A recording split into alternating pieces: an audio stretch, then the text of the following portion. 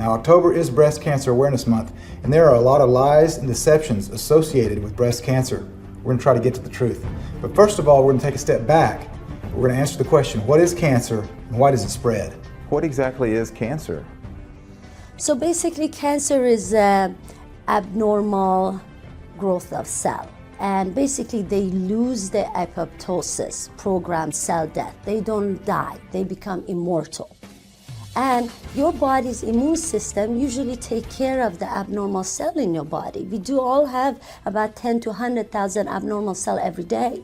But our immune system's job is to get rid of those cells if your immune system is perfect, if you don't have virus that is already trying to fight, if you don't have too much chemical or other stuff going on in your body. So then they keep growing and growing, increasing in number, and then you get a tumor.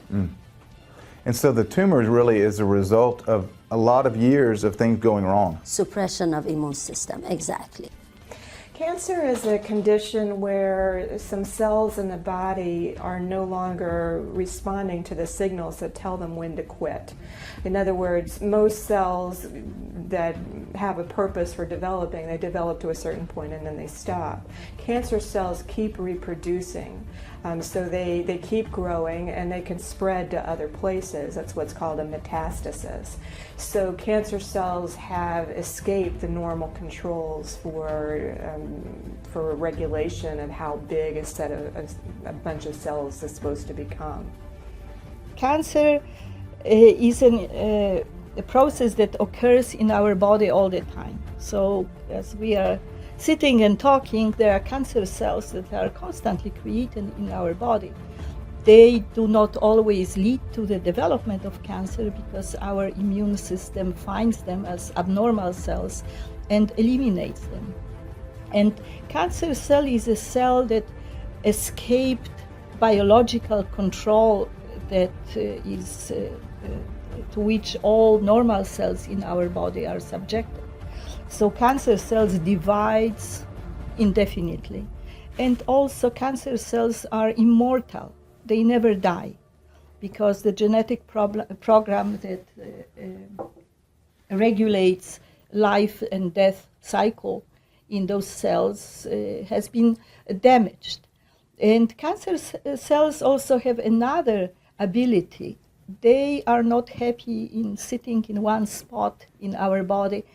They invade our organs, and also they metastasize, which means that they escape to other organs. And metastasis is the most dangerous process of cancer because 9 out of 10 patients die of metastasis, not of primary cancer. So cancer results from a failure of the immune system, and the majority of cancer patients do not die from the primary tumor. They die from the spreading or the metastasis of cancer. So it seems like we should be focusing on how to stop the cancer from spreading, doesn't it? If our army wants to stop the invasion of foreign troops, it must be able to communicate with each other. Otherwise, we can't stop the invasion. The same goes for our own personal army, the immune system. If our immune cells cannot communicate, we cannot stop the invasion of cancer. Cancer, by nature of the thing, is the major breakdown in systemic communication. So what happens with the cancer, as you probably know, the body just does not see the growing tissue. We all grow little cancers in our bodies many times a year, maybe sometimes once a day. However, this growth is always controlled by the general regulation and management system of the body. The body is computerized. So when the communication is running correctly and our lines of communication are open, then the body detects that growth on an early stage and suppresses it. However, when the lines are broken, that's when happens that the body does not see the developing tissue until it is too late. If the body is not aware of the growing tissue, if the communication is broken, burning the cancer out of the body is not going to help, because if it's burned in one place, it will come up somewhere else. Because the communication hasn't been fixed. Of course, and you probably met many cancer survivors or sufferers who had cancer several times, treated conventionally, it will come up somewhere else because it is a systemic thing. Cancer is a failure of the body's own cells to communicate with each other properly. Genetics plus intercellular communication. Cancer is the mal-expression or the inappropriate expression of your DNA. It is not something that has invaded you from the outside, so you cannot look at cancer with the paradigm of carpet bombing your body, declaring war on an invader. It's not an invader. It's something internally that is not communicating correctly at a cellular level. So you need to become whole, you need to heal, not destroy in order to overcome cancer. Now there may be extreme cases where there's a tumor that's so large that it's pressing on an artery or a nerve or something like that where it has to be physically removed. I understand that. I'm not saying surgery doesn't have any place at all. It can have its place. But even then, the surgery is only a temporary solution. You still have to address what has led to that tumor in the first place. The present orthodox view is that cancer is a lump or a bump. That's the cancer. And if that's the assumption. Now, if that is true, then to get rid of cancer, all you have to do is get rid of the lump or the bump. And hence we have surgery. Well, that gets rid of the lump or the bump. Or we have chemotherapy, which poisons the lump or the bump. So we got rid of it. Or we have radiation, which burns it and got rid of it. And you undergo these three therapies, and if you get rid of the lump or the bump, the doctor will say, it looks like we got it all. That famous line, we got it all, But did they? No, the statistics show that in most cases it comes back.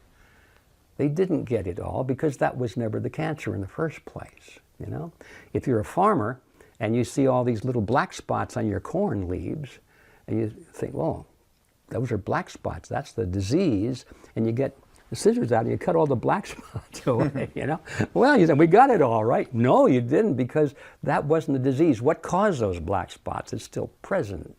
There are so many things that cause cancer. Number one, you'll never have an oncologist ask, well, what caused this? And let's get rid of what caused it. You'll never hear that question. They only have one thing, and that is kill cancer cells. Well, what caused the cancer cells? Why did this occur in the body? Obviously, the immune system was suppressed, so are we going to unsuppress the immune system? Are we going to stimulate the immune system back into action? Are we going to lower nagalase counts from viruses and cancer cells so that the body's own defenses, macrophage activating factor, can work? So there are many things to do other than just give a poison to the body to kill cancer cells. We have to orchestrate healing here. And I think one of the main things is the viruses. We do see a lot of different kind of viruses in patients with cancer. Not only HPV, herpes, you see mono, Epstein-Barr virus. I have a handful of patients with breast cancer who have parasites. When they do coffee enema, garlic enema, they actually see the worms coming out. Wow. And what does parasite do to your body? It suppresses the immune system. So there is some doctors who believe you develop cancer because of the parasite. Some believe candida, the fungus, yeast, but I think everything has to do with it. We start to look at some other numbers. 18% of all cancers are caused by infection.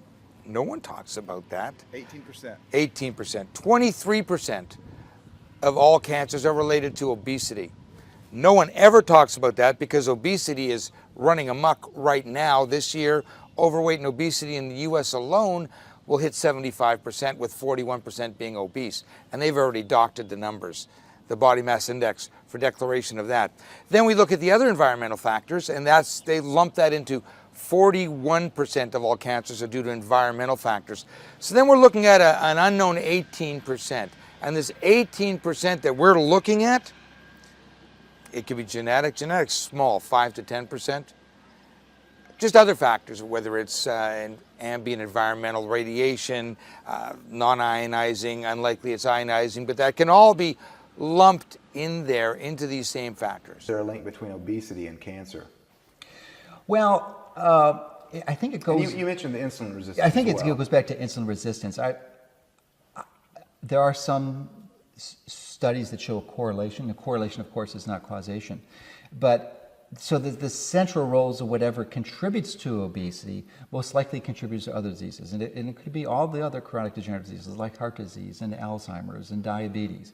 So cancer is just one of those. That's exactly what you'd expect when you're not giving your body what it needs. But insulin resistance is the core, absolutely the core. And I've known this for 20 years. I'm grateful to Dr. Ron Rosedale, who's a physician who taught me and helped me appreciate and understand that. And that really has been one of the primary focuses of the way I've treated patients is to understand strategies to address insulin resistance. And there's no question in my mind the single most effective intervention I've ever seen to address insulin resistance is intermittent fasting, with the right foods ideally. But that intermittent fasting, and you might say, well, I've got to eat every 2 hours, otherwise I'll pass out, I'll go no energy. And yes, that's what happens because your body is used to that sugar high and you can't burn fat. But once you make that transition, it literally is nothing short of magical. Your body is not hungry anymore. It just isn't hungry. We were never designed to sit down all day long. This is another problem. When you're sitting down, it causes massive challenges in your system, which was never designed to do. We were never designed to sit for 8 or 10 hours a day. So that's why I think it's really good to get up and walk, a few miles a day, 7,000 to 10,000 steps a day or more, in addition to an exercise program. So it's not just exercise, it's movement. That's so critical. And it doesn't have to be walking, just as long as you're moving. We need regular movement throughout the day, not just 1 hour a day at the gym.